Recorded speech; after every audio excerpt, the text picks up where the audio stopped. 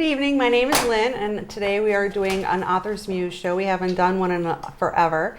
I have an author with me, Hudson, and he wrote a book, Every Heart Has a Story to Tell. Today is June 17th, 2016. I do have a few announcements to make. One of the very important ones are the old Upside Down shows with David Worth and Jane Bowden will be on, the reruns will be on all this week for the rest of this week and next week too. And next week too. So that's the important one. And the second, well, there's more.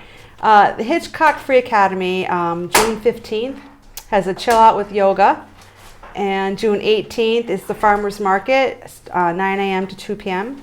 June 22nd is the dog training classes. That's new. I don't know if they've ever had those before. And June 24th is babysitting training. Now this would be good for Palace because it's a one day course, so that's good. It's right after school gets out, June 24th. And then again on Saturdays from 9 to 2 is the Farmers Market at Hitchcock Academy in Brimfield. Also, June 22nd, we just said the Farmers Market. June 29th is the Pom-Pom Puppets. Kids ages 8 to 12 can create a pom-pom marionette a bird puppet. And then the 30th is a coloring craze. These are all for little people, ages 7 to 12. And then there's a watercolor workshop with Anna. Paint your own unique spring dogwood. And there's a supply list there. You can call up and ask for one. I guess you have to bring your own. And then the farmer's market is 9 to 2. Let's see. The Elder Bus office will be closed Monday, July 4th to observe Independence Day. And I think, is that the only one? Nope. The Conservation Committee. The July meeting will be held on the 11th at 7:30 to replace June's no agenda. And that will be held on 44 Fountain Road. And I guess that would be it. That's it for the announcements. Oh, we have one more right off. And also the Wales Farmers Market on Saturday. Oh, the Wales Farmers Market on Saturday. That's 10 to noon. 10 to noon. That's over at the pavilion across street from the post office. The Wales Fishing Game Club annuals Father's Day 3D archery shoot and chicken barbecue. Now that sounds like fun. And it's this Sunday. And there's a 3D archery shoot at 7 a.m. to 2 p.m. Chicken barbecue begins at 2. The archery shoot is 10. Barbecue is $8 for shooters and 10 dinner only. And that's up at the Wales Fishing Game Club. It's cute. Who did this? Good job. Good job. So that's June 19th, and it starts at 7 a.m. Do you have to register? Or you just show up to register? Just show up to register? That sounds like fun. Maybe I'll come and check it out. I'm not going to shoot anything. Yeah, but you're bringing food. You can eat. I can do that. Yeah. Is there raffles? Maybe. Maybe? Maybe some? Yeah. Not like usual. Not like you. Okay. Is that usually a good turnout? Yeah. That's good. Are we having one this year with the No Old Wells Home Day? No, there's no. Nobody's doing that again? If you want to step up. No, okay, back to where we're here. Welcome to Author's Muse. Here's Hudson, and we're going to talk about his book, Every Heart Has a Story to Tell. Okay, Corey, what inspired you to write the book? Well, a little over a year ago, I branched out from something that I was doing where I was photographing and interviewing strangers about gratitude for a friend's project. And in the process of doing that over the course of 7 months and photographing and interviewing about 1,200 people, something beautiful was happening, something I didn't expect, which was the people were really opening their hearts and sharing some very heavy stories with me, stories of recovery, stories of resilience, stories of grief, stories of adversity, stories of sexuality, cancer, just the whole gamut. And in processing some of these stories and sort of funneling them through this gratitude project, I realized that wasn't the appropriate platform for these. That project was more sort of geared towards light and fluffy stuff, things that make people smile, like ice cream and sunsets and things like that. But what I was finding when I asked people what they were grateful for was that adversity, hardships, loss, pain were actually what opened people up to gratitude. And I wanted to create a platform to share those stories. Backtracking a little bit, before that, I had begun to overcome my own obstacles in my life, which opened me up to gratitude, which was dealing with mental health issues, depression, addiction, anxiety, and becoming suicidal. And coming out the other side of that after being released from the hospital, I began to share my story on social media through Facebook and just posting daily, day one of my sobriety, I'm grateful for such and such. And I realized pretty early on that it was giving people hope and giving people some inspiration, people who are struggling out there who probably didn't have the courage to stand up and say, this is what I'm dealing with. So I was becoming sort of a beacon of hope for them. And I realized that by photographing people and publishing their stories and transcribing them, that I was in the position to give people a platform to share their experiences and to be an inspiration and to be a hope for other people who are struggling with a variety of issues, whether it's addiction or cancer, grief or loss, whatever it was. And so I started a blog on Tumblr, and I thought it was just going to be that. I thought it was just going to be a little something that I did on the side. I was running into people sort of wherever I was, and provided I had my camera and some time to spend with them, I would. And I would just listen to their stories and ask them some questions, usually centered around what's the most challenging thing that they experienced or something that they were the most afraid of. Because I felt like those questions really got to the core of what someone was experiencing, and oftentimes things that we don't ask each other. These are conversations that we don't typically have, maybe with our closest friends or family members or even our therapists. So that's why I started the blog, and I realized after about 70 interviews or so that I had published on there that I had enough content to publish a book. And I knew when I started the blog that I wanted it to not only showcase stories from my own community in the New Haven, Connecticut area, but nationally. So I created a Kickstarter pretty early on, simultaneously with creating the book, to raise money to take a cross-country trip for 8 weeks to do what I was doing for the blog and for the book, which was just to connect with people wherever I was and to hear their stories and to bring them to light. So how far have you traveled? I traveled from Connecticut to California this past October over the course of 8 weeks, sort of winding my way through the Midwestern states and then on my way back through the lower states. It was an incredible experience, and it was sort of a test run for what we're going to be doing again this September and October with my filmmaker as we shoot a documentary of that experience. I think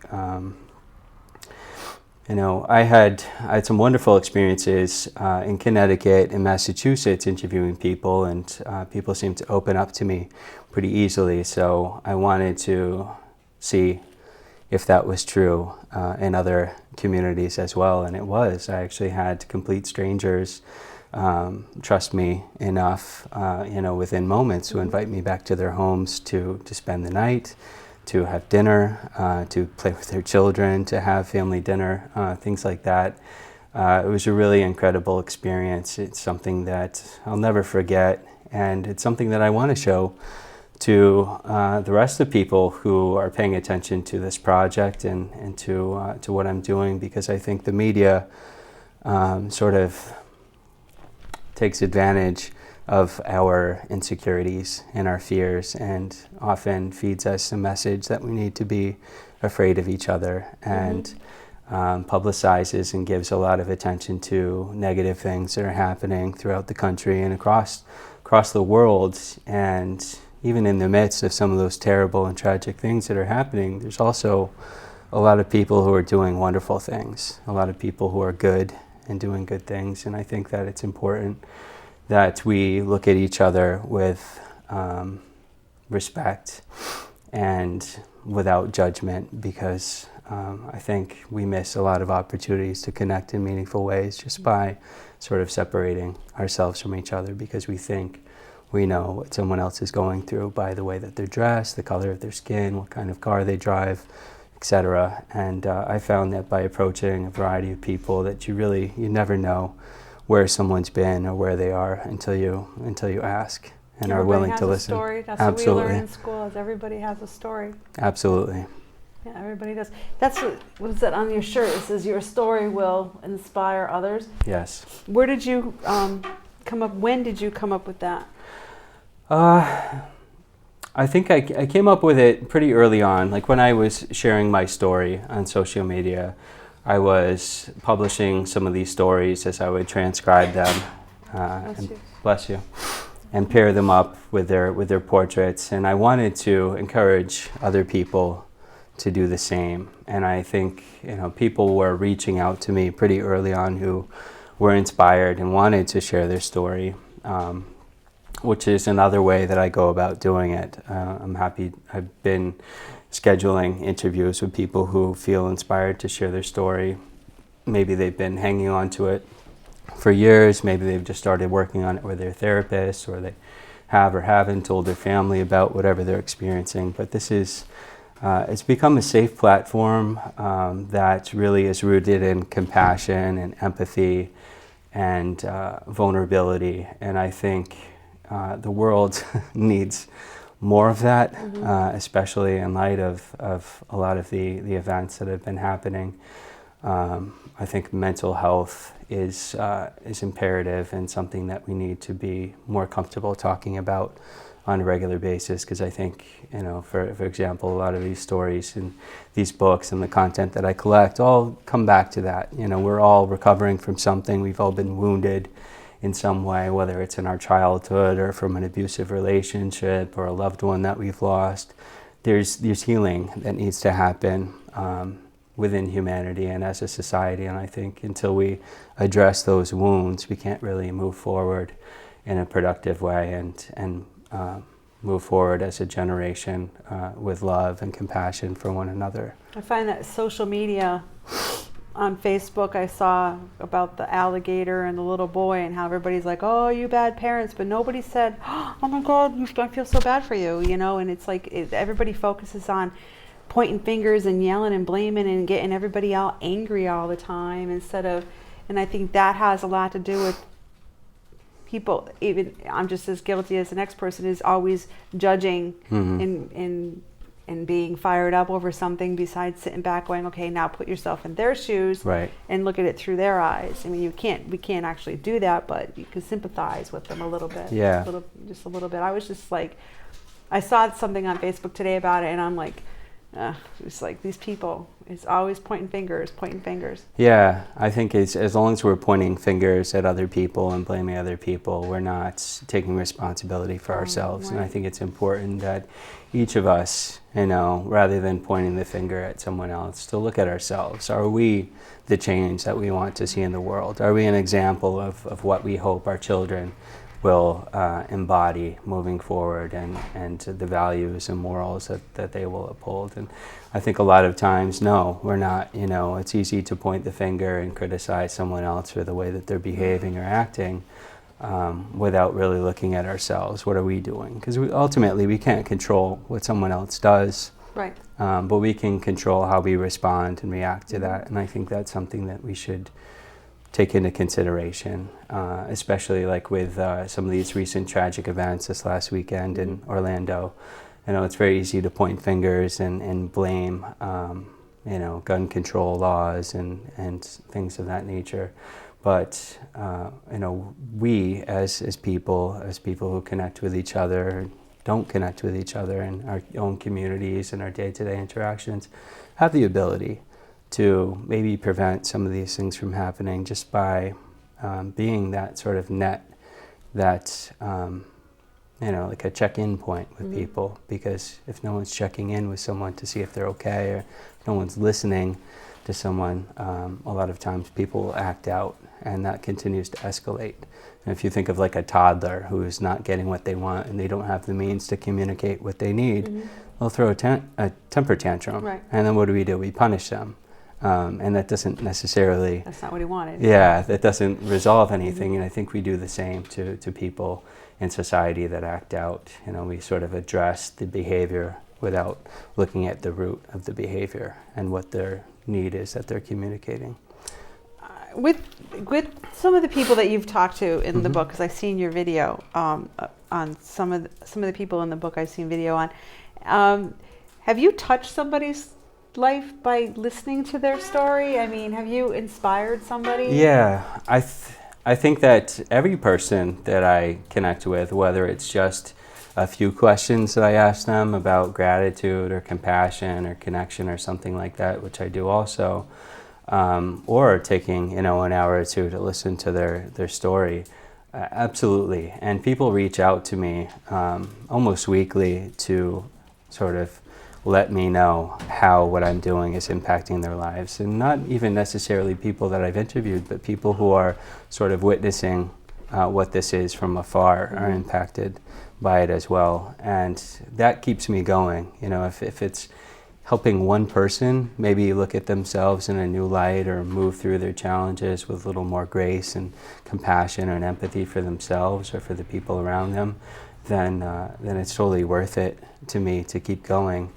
I don't know that I can change the world, but I can change one person's world, I think. I don't have all the answers. I'm not a therapist, and I don't claim to be, but I do have a deep passion for psychology. I do have a deep passion for understanding why people behave the way that they do, why people are where they are, how they got there, and to sort of be with them in that space without judgment, so that they feel comfortable and so that they don't feel judged, and so that they sort of see that they have a value regardless of where they are in their life or what they're dealing with, and that there is light at the end of the tunnel, and that there are other people, many other people, who are struggling with the same issues, who are still in the midst of them or have gotten through them and may be able to be of some support or guidance to another. So that's another sort of layer of this too, is that it creates support. When one person stands up and says, this is how I feel, this is where I've been, this is who I am, then it gives safety and inspiration to others who are also out there sort of thinking that they're drifting alone at sea, and suddenly they realize that they're not. And I think that's how social media should be used. I think that is a great use for it, and that's what I try to use it for, is to create support so that people know that they're not alone, and to talk about real things, because I think a lot of times we get caught up in some superficial things like what we're eating or the highlight reel of our life, that we want to do like a show and tell of everything is great, but what happens when things are not great and we hit a rough spot or something happens and we don't have the coping skills that we need to deal with it? Then who do we reach out to? Who do we feel comfortable having those conversations with? So this is sort of a formula to facilitate meaningful connections with one another, because I think the things that we don't talk about breed shame, they breed silence, they breed depression. First call. No, the button. On the button. Oh, you just hung up on me. Nope. Would you call back, because I accidentally Here you go. Hello, you're on the air. Hi. Hi. I'm interested in knowing if the book is in the Wales Library. Is this book, Every Heart Has a Story to Tell, is this in the Wales Library? No, but it should be. We So can- that's a good thing to ask the library to carry. You can ask the librarian to get that book, and they'll order it What's for that?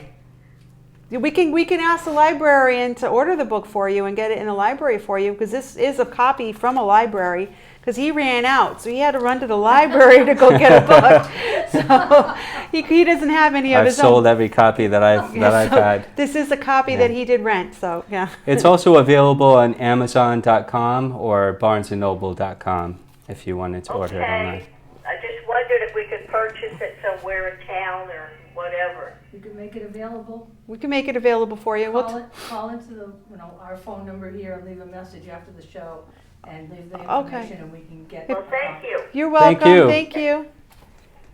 If you want to call back after the show, 245-1101, and leave a message, we can see that the librarian has a couple copies in the library, and anybody can get it out, or go to Amazon or Barnes and Nobles and get your own.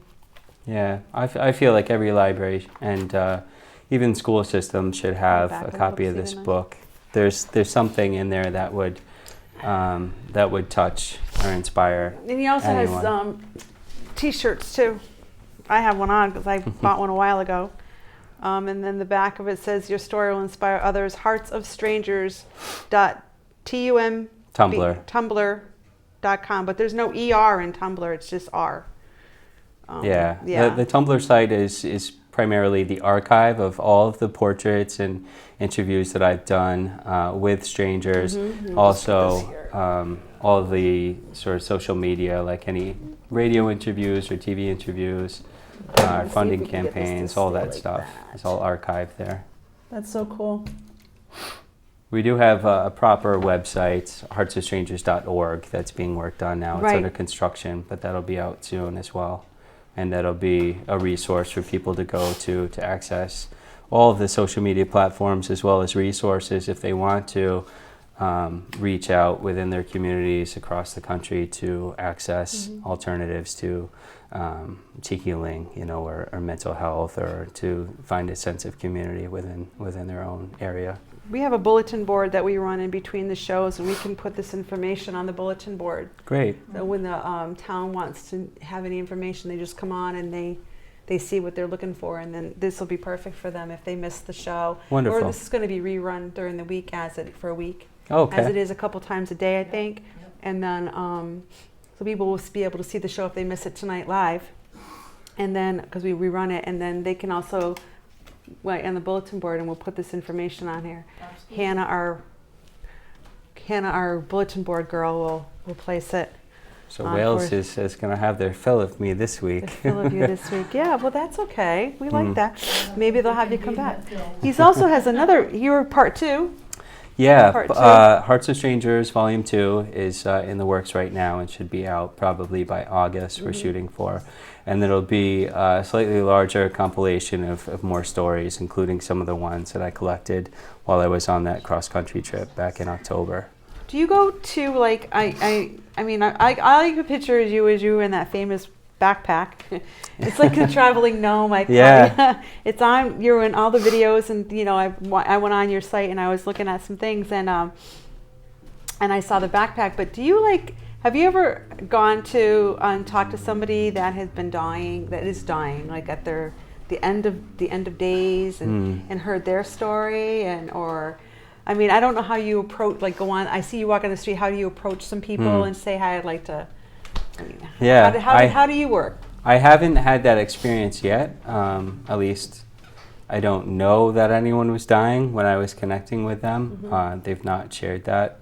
I'm sure that there, maybe people, hopefully not, who have died since I've interviewed them. Not that I'm aware of. But yeah, my process is I'm very aware of myself and the energy and the vibe that I give out. And so I try to remain in the space of just being very humble and sensitive and authentic. I think if I'm nervous and unsure of myself, then that's going to make whoever I'm approaching uncomfortable. And a lot of times when strangers approach us, they're either asking for money or they're trying to sell us something. So in the beginning, that was something that I had to combat, of sort of the stigma of someone approaching you and not wanting anything from you. But now it's just sort of a second nature. It's always creates a little bit of anxiety for me approaching the first person that day.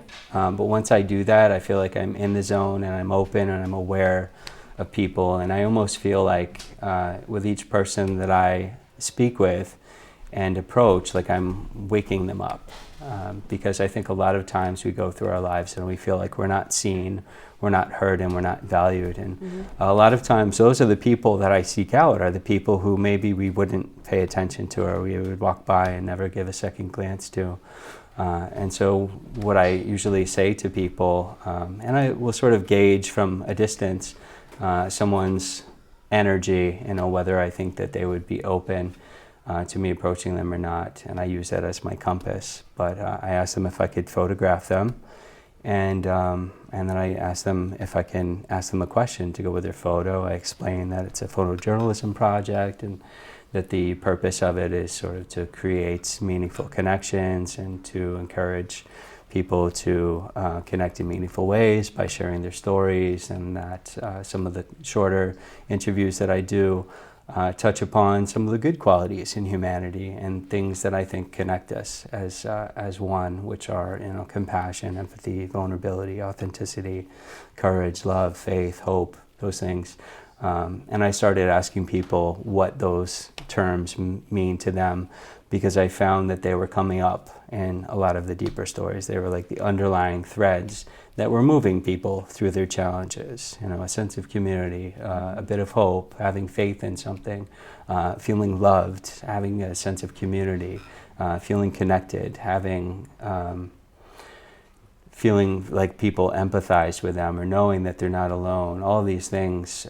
So that's one of the things that I do as well on the streets, just to sort of canvas more people in a more time-effective manner, is to ask them, what does hope mean to you, or what does courage? And sometimes I'll branch out into other questions from there, like what gives you hope?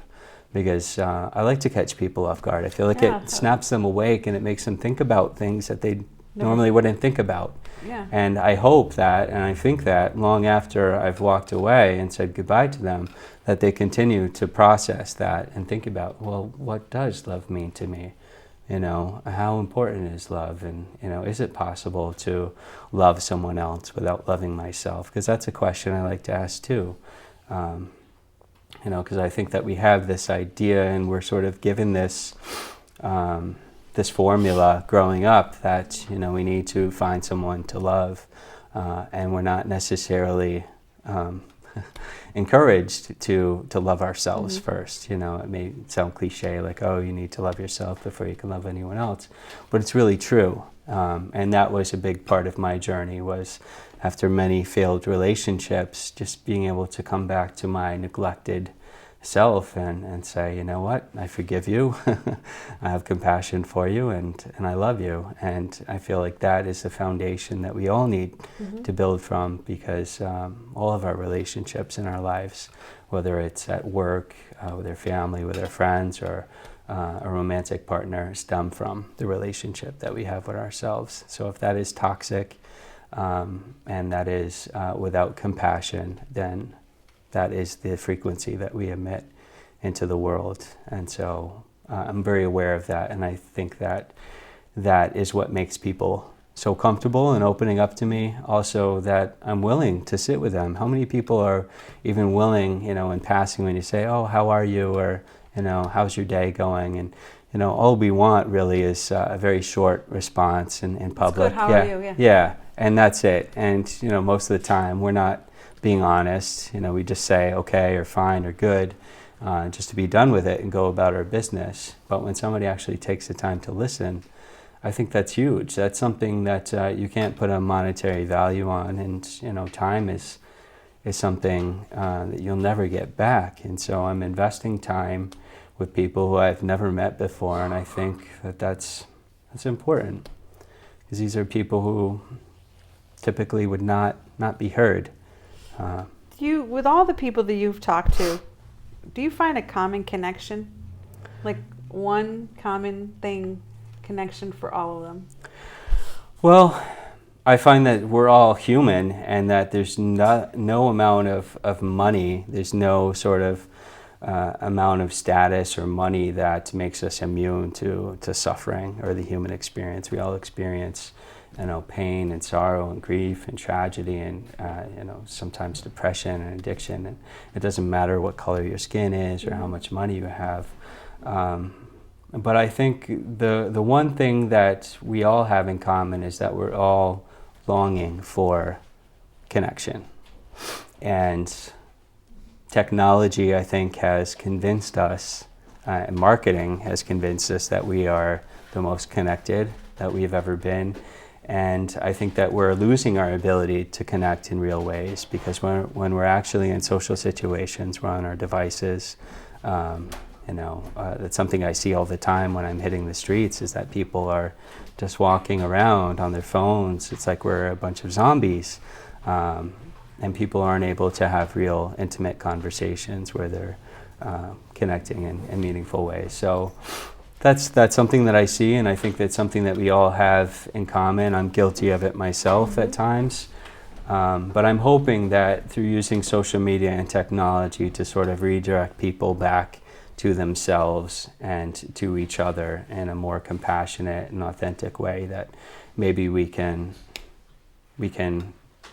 have sort of a movement or a shift in our culture towards awareness and healing and more love, because I don't think that there can be enough of that in the world. Wouldn't that be great if we could just sit back and ask ourselves and go, do I remember what it felt like and what it was like not having this device, and can I live without it? And I was more connected to people Yes. without it than I am now. Yes. Because I don't have a lot of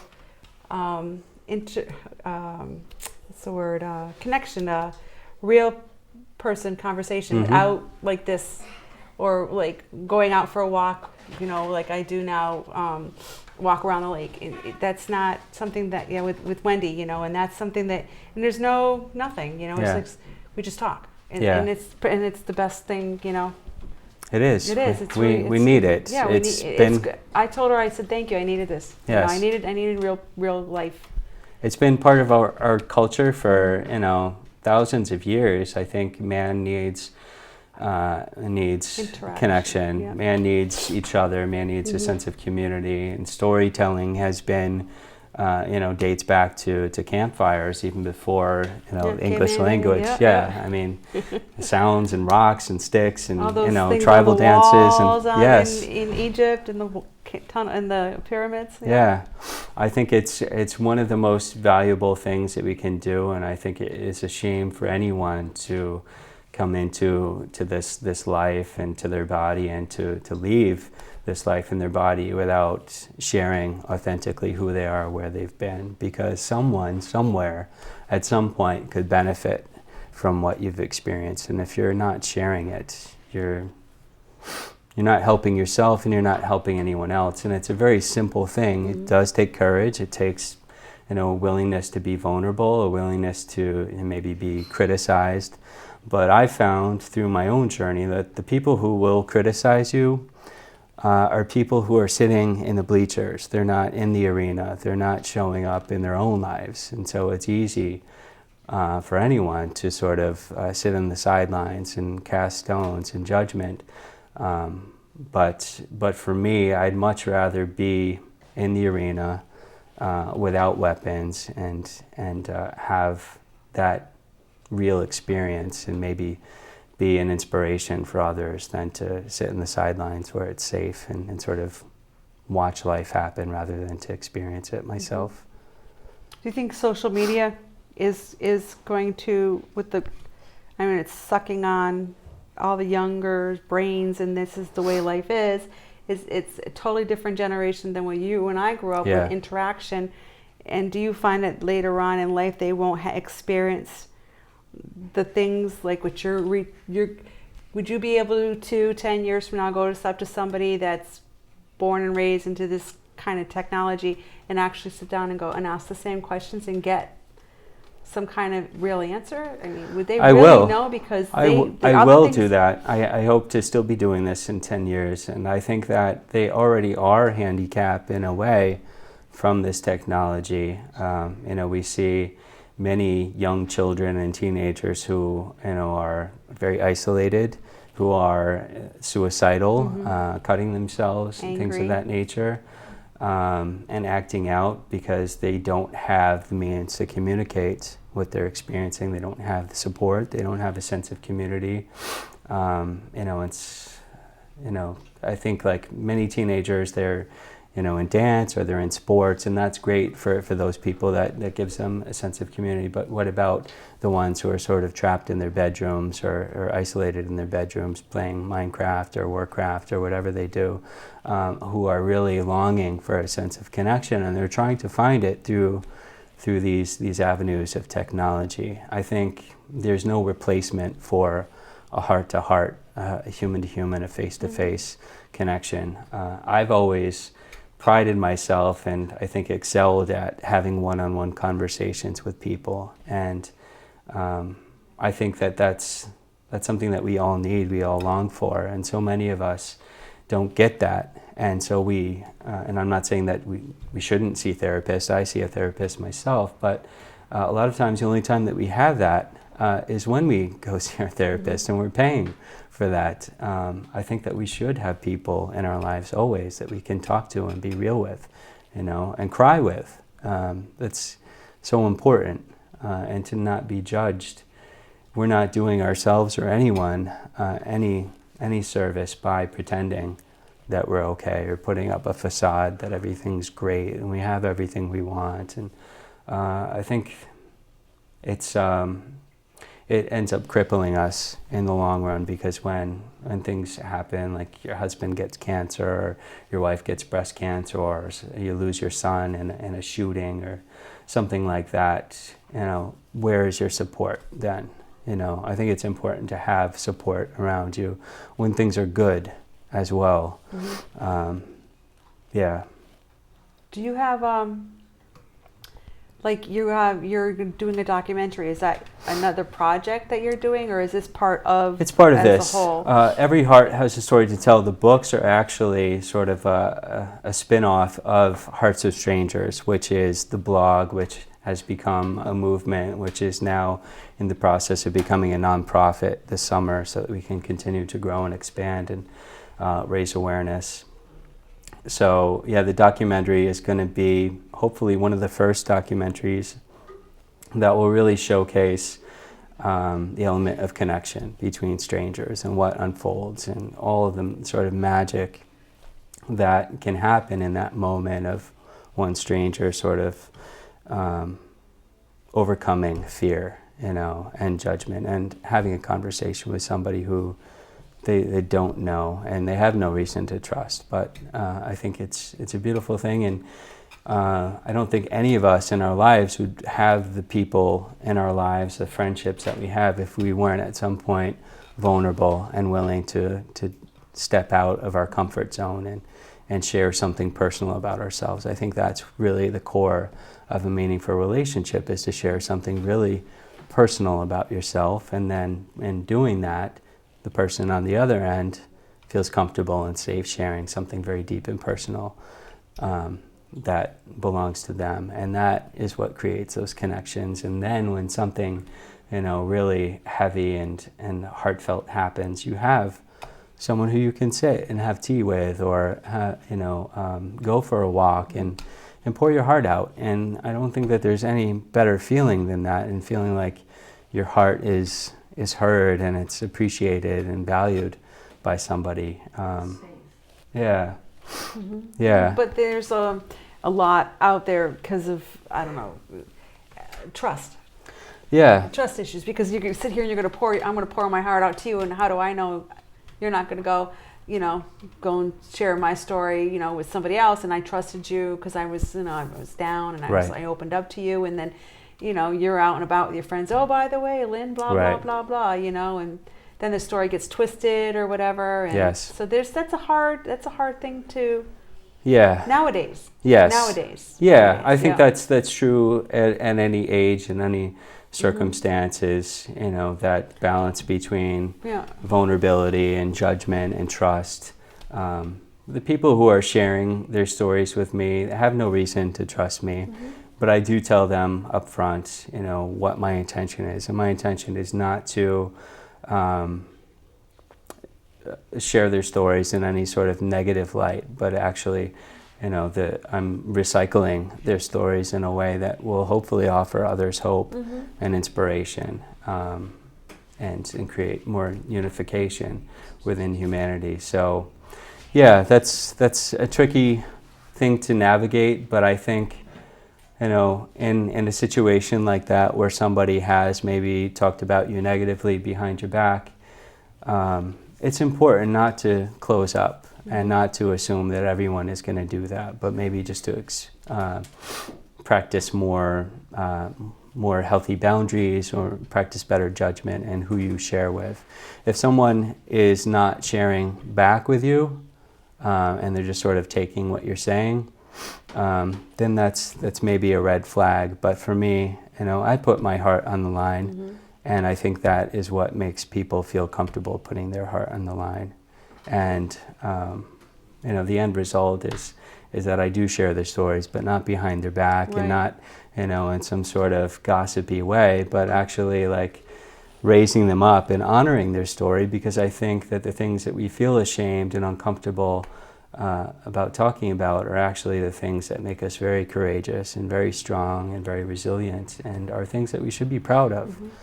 If anybody wants to ask Corey some questions, 245-1101, you can call in, and he's here to answer questions. And the book you can get on Amazon or Barnes & Noble, and we will see to it that the book will be at the library soon, the Wales Public Library soon. And for a shirt, you can contact Corey, and we'll put his information up on the bulletin board so you guys can contact him for a shirt.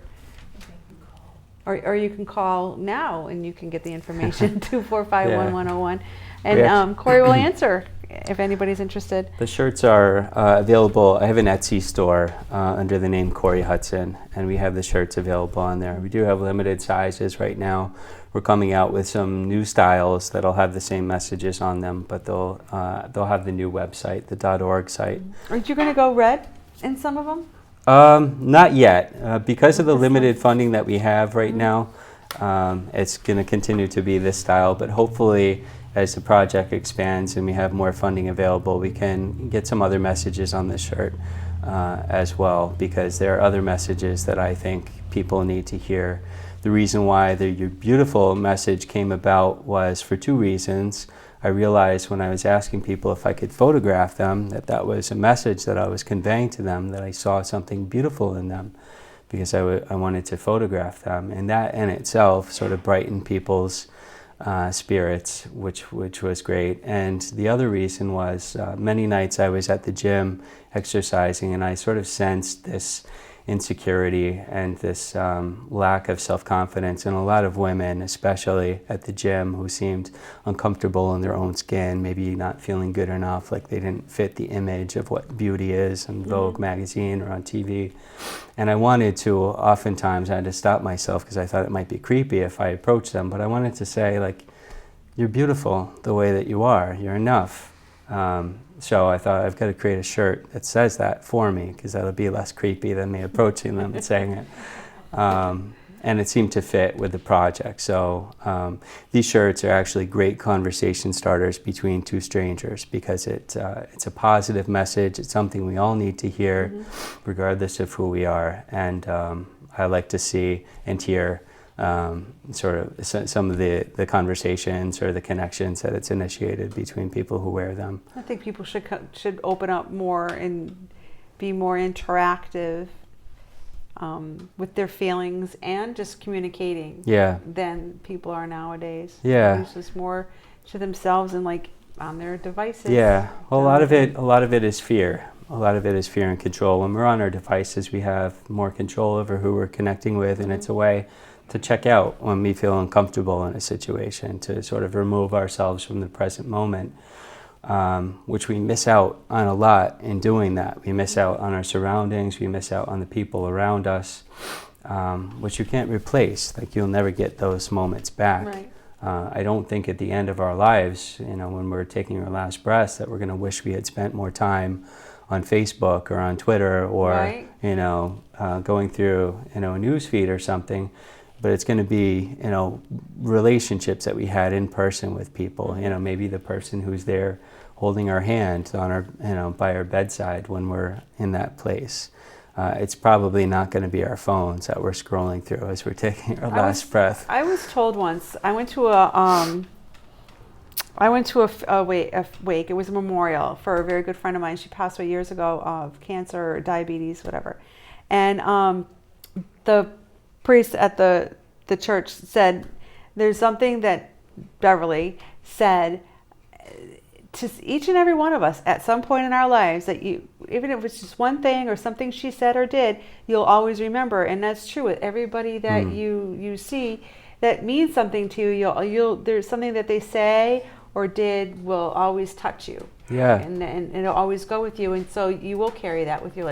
Like you said, you can't do that on a news feed or something like that. I mean, I try to have as much of a positive impact as I can on social media. That's what I use it for. Yeah, I like primarily. your stuff. Yeah. It's all positive stuff. It's all empowering, inspirational, motivational stuff geared towards looking at ourselves and healing our wounds and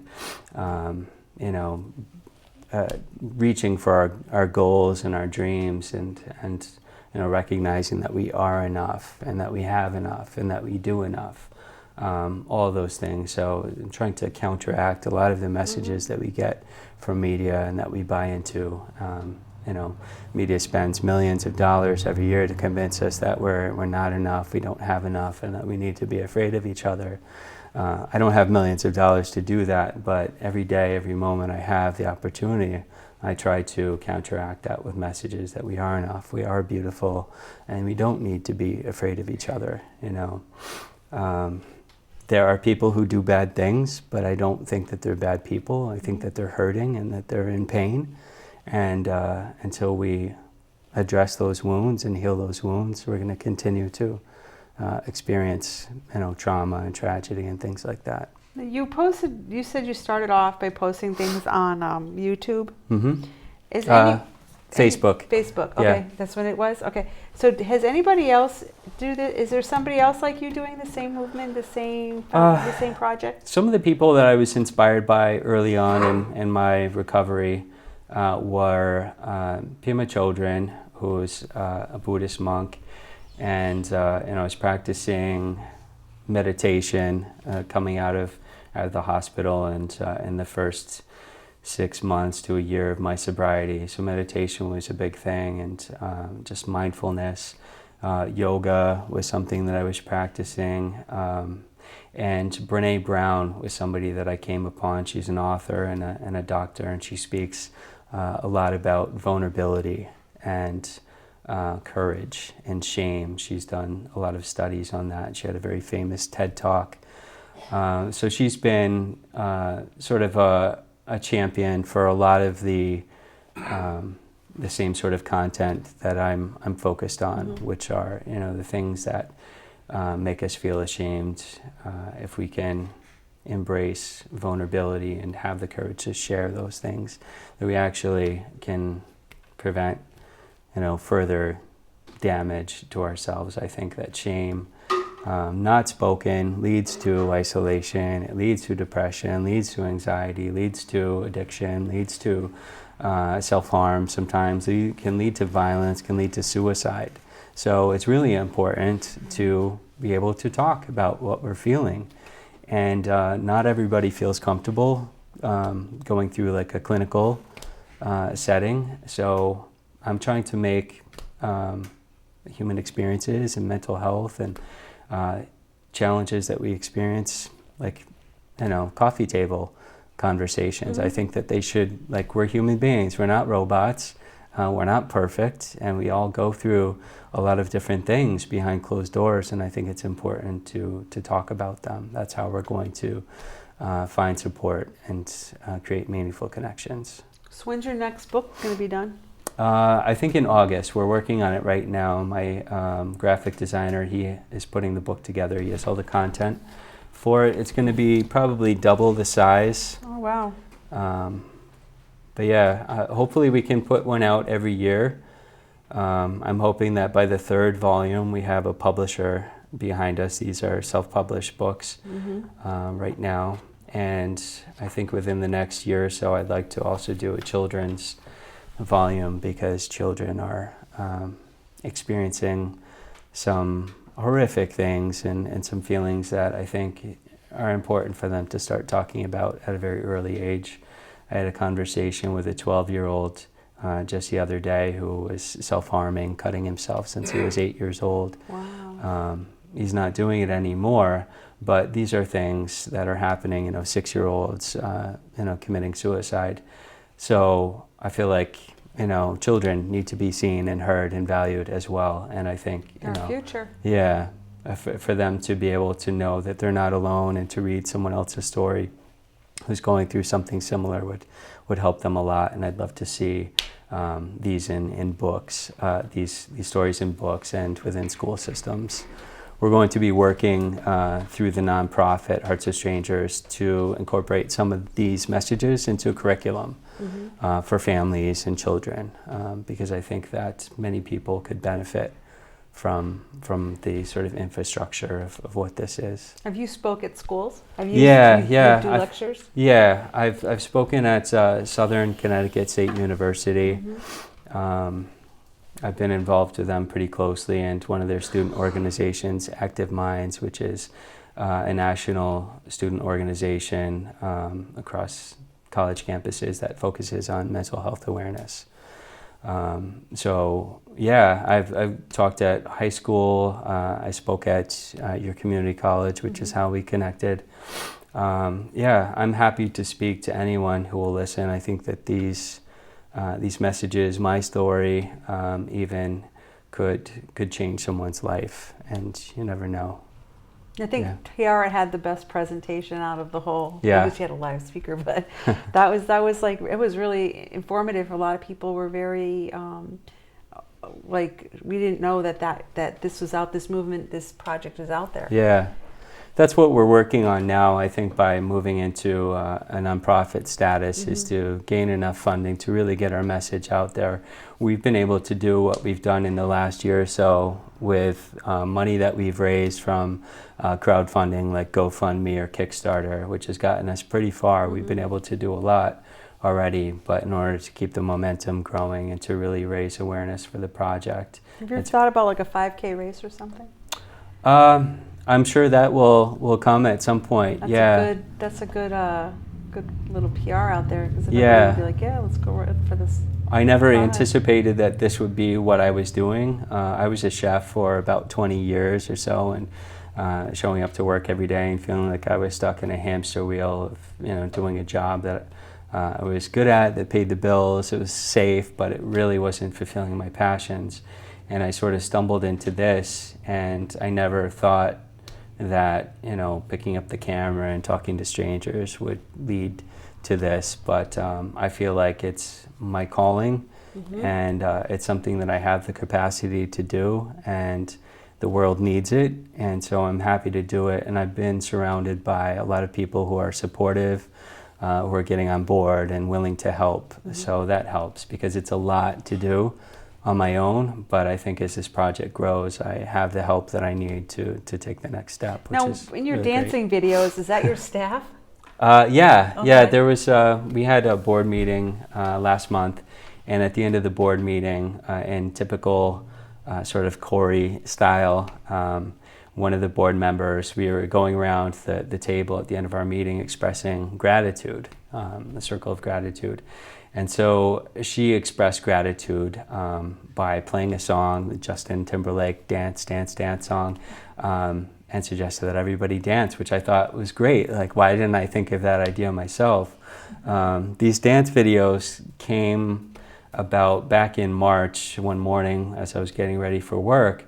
I just, on a whim, did a little cell phone video of me dancing in the morning and encouraging people to, eat a good breakfast and maybe listen to some music and have a dance, and that may set the tone for a great day. And it got a lot of views. It got like almost a couple thousand views. And so it became something that I did.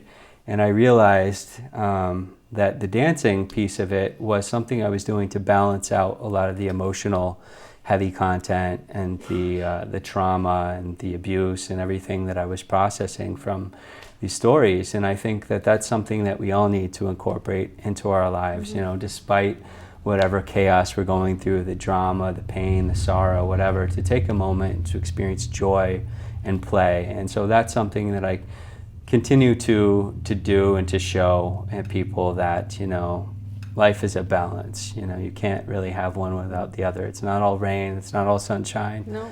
but there's a balance. And people were very inspired to get on board with the dancing, and they wanted to be in the dance videos. And so at the end of some of our filmed interviews that we started doing for our YouTube channel, at the end of the segment, after tears and going through an hour-long interview, we would hug. I would put on some music and we would dance, and we would take a cell phone video of it, and it was a way to it was like healing. Dancing, movement is therapeutic, and I think coming through some heavy, very emotional stuff, it's a nice note to end on. So that's how we close our interviews. We dance. And I thought that was nice that we incorporated that into our board meeting as well. I've seen a few of them on Facebook. Now, that's the backpack. Is that the one backpack that you carry with you? Shout out to North Face. I've had that backpack for maybe like 5 or 6 years now. Just like the traveling. Yeah, it hasn't failed me yet. So I keep my camera in there and usually some snacks and some water, and so that's something I carry with me. Yeah. So if you ever go online and you look up Corey Hudson, you're going to see that backpack and dancing, because that's like his new trademark. There it is. There it is. I keep basically everything I need for life is in this backpack at any given time. That's so, I know. Every time I see it, I'm like, oh, there's this backpack. Oh, and he's dancing. It's like that's yours. That's yours. It is. I didn't realize that, but I think it's just it's part of who I am. Something I picked up. Yeah. It's part of who I am. The red flannel shirt is a big thing too. I usually wear that. The ocean. Yes. You like to go on the beach. Now, you're like, when you came to the college, and then later on that afternoon she goes, he's in New York. I'm like, how did he get there that fast? He had to go to an appointment and then go there. It's like, you're just everywhere. Yeah. You're just everywhere. My schedule is full, but I try to say yes to every opportunity, because you never know what it could lead to. Right. That's great. So let's recap, because we're going to be ending. Sure. Corey Hudson has a book, Every Heart Has a Story to Tell, and your story will inspire others. And he has a shirt, and you can go on to Amazon or Barnes & Noble. His book is there. This one here was a library copy because he ran out. And it's such a good book. And we will see that it will come to our library. I have a couple copies, order them. So anybody who wants to check it out, it will be there.